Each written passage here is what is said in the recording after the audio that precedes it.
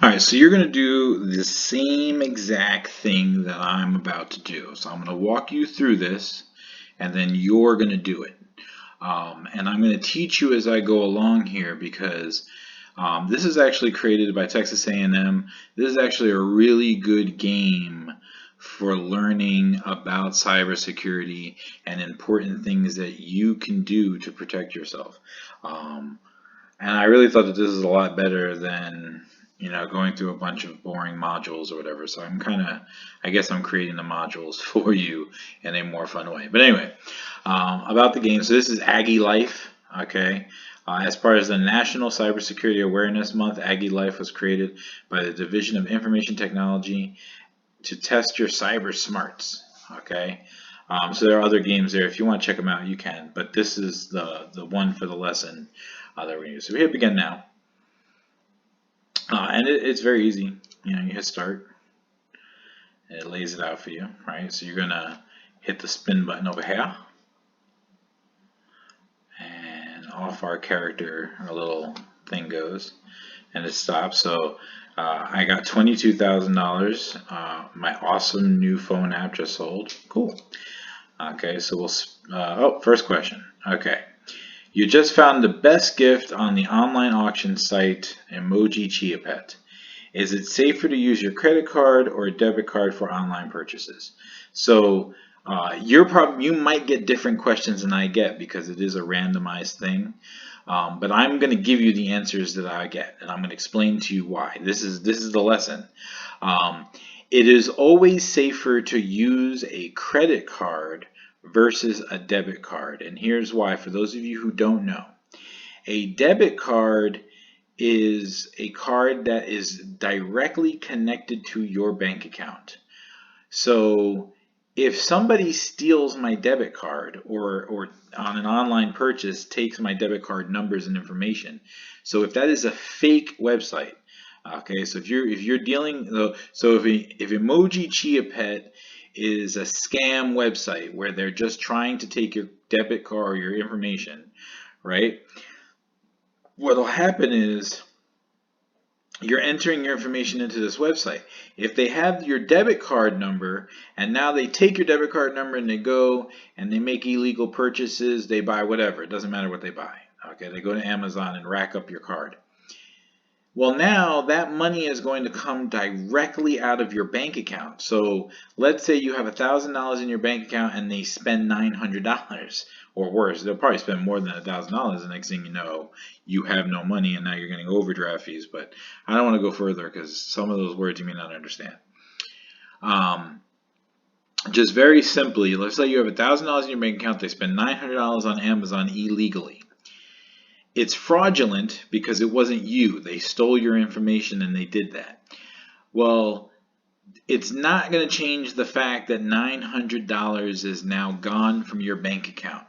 And yes, there are ways that you can get that money back. There are ways that you can prove that it was fraudulent and your bank will reimburse you and then go after the people who did it. I mean, and then there's insurance and all that. But it doesn't change the fact that you would be out $900, and it can take between 60 and 90 days sometimes to prove that something was a fraud and that it wasn't you.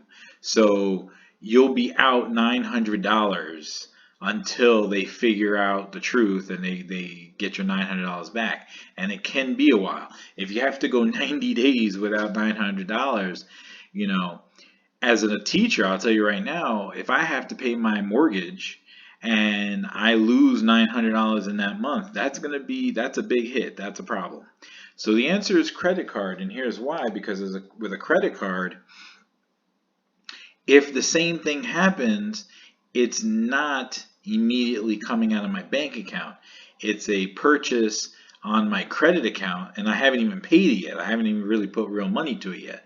So now if it turns out to be fraudulent, then they'll just cancel the charge and I'll never have to pay it and I don't lose any money. So that is the safest way.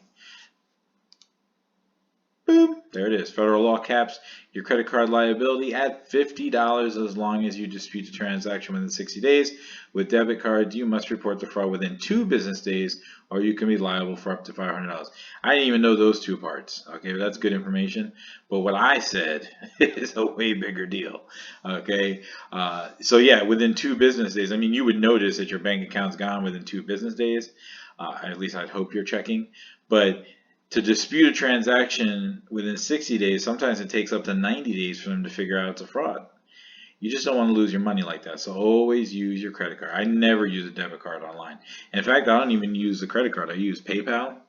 And then this way, if it is a fraud, it's filtered through the PayPal scenario. So that's how I do it. I let PayPal do the hard work for me of checking to make sure that they're not a fraud. Okay, so we're going to spin again. Boom. 9. Nope, might go to 8.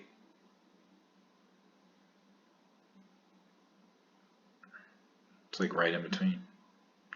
Oh, you went high tech, but your new home theater system just cost you $3,500. Oh, that's okay. I made $22,000 before, so I like my home tech, my stuff, man.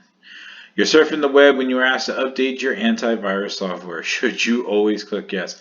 I actually never click yes. Here's the main reason. You're surfing the web when you are asked to update your antivirus software. That could be a pop-up from a website that you're on that's trying to get you to clickbait, fish for something. So the answer is no.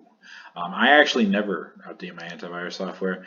I have a theory that the people who make antivirus software are the same people that make viruses, but you know, that's my conspiracy thought as a quote-unquote hacker or somebody with a high level of computer literacy. So I just don't mess with antivirus software. I employ my own intelligence to keep me safe. And I'm teaching you to do the same things. That way you don't make these mistakes. You don't have to worry about antivirus software if you don't do things that are going to get viruses on your computer. Exactly. Since some viruses disguise themselves as software updates, even as convincing looking pop-ups.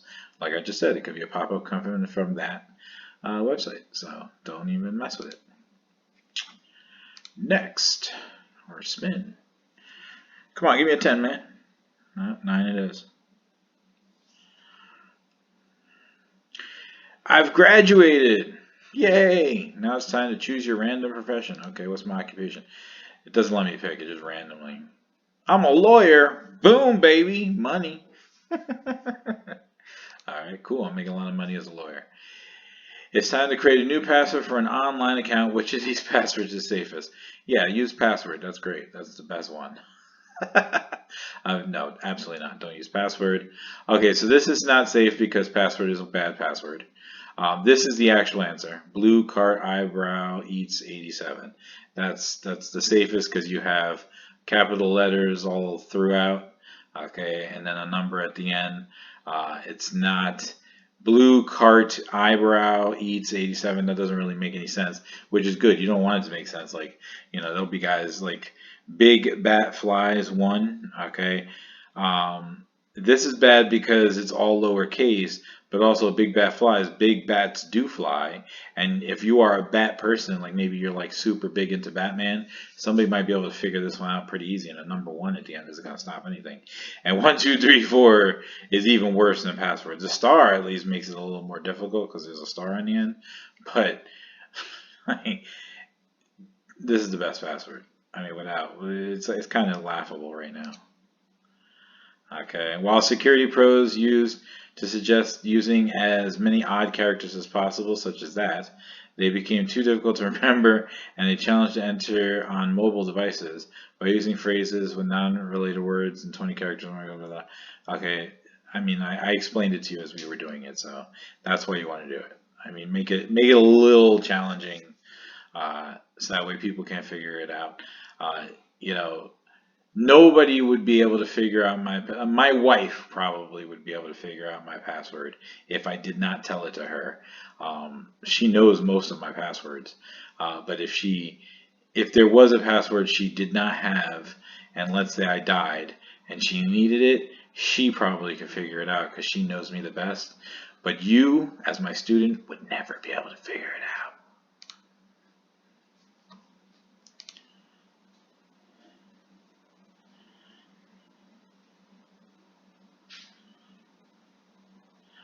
Someone stole your NetID username and password. You were hacked. Since you had NetID two-factor authentication Duo set up on your phone, can the person still get your account? The answer is no, they cannot. And you really do want that two-factor authentication, yeah, because they're going to actually text you. So I would receive a message on my phone telling me that something's going down and somebody's trying to enter into my account, and then I would stop them. Okay? Makes an account much more difficult to hack as long as the person doesn't have access to your phone. So you would have to have my information and my phone. That's why it's twofold. So, and then even if they have my phone, they'd have to be able to unlock my phone. So super secure. Keep on going. Now I'm getting low numbers instead of my high numbers. As creepy as it sounds, individuals or companies can monitor your computer activity using secretly installed spyware programs. Oh, yes, they can. How can you tell if your computer is affected by spyware? Search your computer for file names that contain spyware. Incorrect. It will not come up. Look for signs of physical tampering, such as exposed wires from the side of your computer or suspicious microphones and camera. No, this isn't like a spy. They're going to come in and do that. That's not how that works. Watch for any odd computer behavior such as non-working keys or slow performance. Okay. I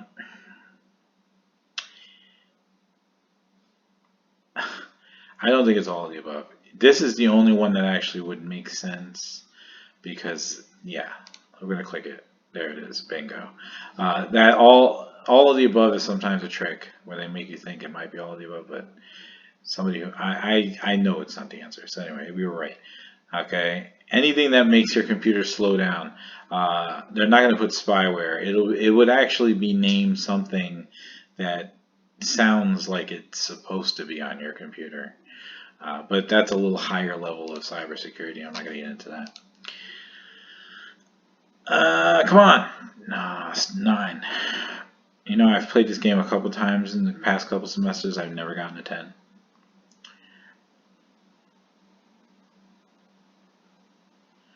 Oh, fancy dinner with friends. Why is it a sad face?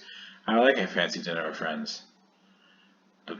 That's a fancy dinner. $250, man. That's a good dinner. I'm happy to pay that for my friends and enjoy my dinner. So I don't disagree. We all love free stuff. That we do. But which of these may include spyware? Anti-spyware software for sure. Games for sure. Music, all of the above. All of these can have a spyware. Every single one of them. Okay. Especially if it's for free. If it's for free, don't trust it. It's probably not free because they're phishing. Let's keep going. How can you tell if a web page is secure? The URL will include HTTPS. Yes, it will. The website requires you to log in. That does not mean anything. There is no way to confirm the security of your website. That is incorrect. All websites are tested and deemed secure prior to being published. That's not true either. So the only answer is HTTPS. The S stands for secure. If it was HTTP, then it's just a regular website. The S is the big deal. And there's a level of security you have to go through to obtain the S. I have websites that don't have the S, and I have one website that does have the S because it has secure information, and there's protocols that you have to meet in order to make that secure. And that's the encryption part of it. So definitely this is the answer. Yes, sir. And there it is. The S within HTTPS is what I just told you. All right, next.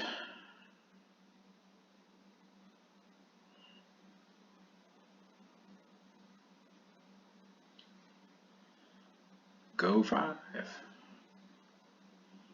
Yeah, 250. My own cooking show. You don't know nothing about me. I can't cook. But as you see, this thing's going to fill up. And when that fills up, the game's over. So now my red is up. You just got a brand new laptop computer? I did. It came with antivirus already installed and you're eager to surf the web. Is it safe to begin using the internet? Um, uh, yeah, okay, it came with antivirus already installed and you're eager to surf the web. Is it safe to begin using the internet? I mean, it is safe to continue using the internet, but this is kind of a trick question because they're going to say no, it's not. Um, there, it's never really safe. You just got to always be mindful of what you're doing. So it says bullseye. Important updates for antivirus and operating system are released often. Computers can sit in warehouses for months before they are purchased. When setting up a new computer, update both the antivirus software and the operating system before doing anything else. That's true. Okay, that's a good thought. Okay, but like I just said, I don't really trust antivirus software. You do want to update your operating system. You're never actually safe browsing the internet. You have to always be mindful of what you are doing. You have to follow the tips and tricks that I'm telling you. Don't fall for phishing sites. Don't fall for If something pops up on your computer and says do this, don't do that because you don't know what that is. Okay? You should be going to the place yourself. So, if, like for instance, if I wanted antivirus software, then I would go myself to the store and buy the antivirus software, then install it on my computer, and then update it on my computer through the company that I purchased it from. I would not trust a pop-up or anything else. And then, of course, your Windows operating system you want to update. And then, you do have to read to see what the difference is in the updates, because sometimes you might think that something's happening and that's because you have a virus, but really it's just because your computer updated and it didn't update a specific part. So this is super basic stuff, and there's actually a lot more. Pay attention and learn about cybersecurity because everybody goes on the web, so you need to know these things. So now that it's red, it's gonna stop. The spinner didn't come back. So it's done, right? So here you go. My score is 348,000. It's kind of a random thing. Some people get like less. You might end up in the negative numbers depending on what it randomly gave you your profession as, but that's not a big deal. What I want, you're going to turn this in to show that you did it. This is your completion right here, but there's no way for you to show me this. Okay, so you see over here, this guy, whoever this is, they got over $1 million. That's a random thing. I don't really feel too bad about that. But right now, I'm going to stop this video, and I'm going to show you how to take a screenshot of this. Okay, so we're still on the same thing. I'm using my phone because I have to actually show you my computer. You need to take a screenshot. So there's some of you who know how to take a screenshot, some of you don't. All right, so here's my screen, right? And it says right there, that button, PRT SCR. It might have that system requirement or SYSRQ on there. It might not. Every computer is a little bit different where they put that, but you're looking for the one that says PRT SCR, right? So I'm going to push that button. Okay, but I want to show you my screen, right, when I push that button. So I'm going to back out, and I push this button. I pushed it. Nothing happens on the screen. It doesn't look like anything happened. Okay, that's okay. We're now going to open up a Google Doc. You can open up a blank document, and then you're going to come over here and you're going to hit Control and V at the same exact time, and there's my screen saved on my Google Doc, right? And then you're going to come over here and change it from Untitled Document to Assignment 3. Okay, and that's it. You've taken your screenshot, you have it in there, and then once again you're going to say File, you're going to download as a PDF, and then you're going to go to the Schoology page, which is empty right now because I haven't added this to it yet. And you'll turn in, for August 19th, you'll turn in the assignment. I haven't made the assignment yet because I'm still making the video, but you'll turn it into Schoology. You will turn in the assignment 3 Google Doc with your screenshot on it. This is what you're turning in. Okay? And that's it.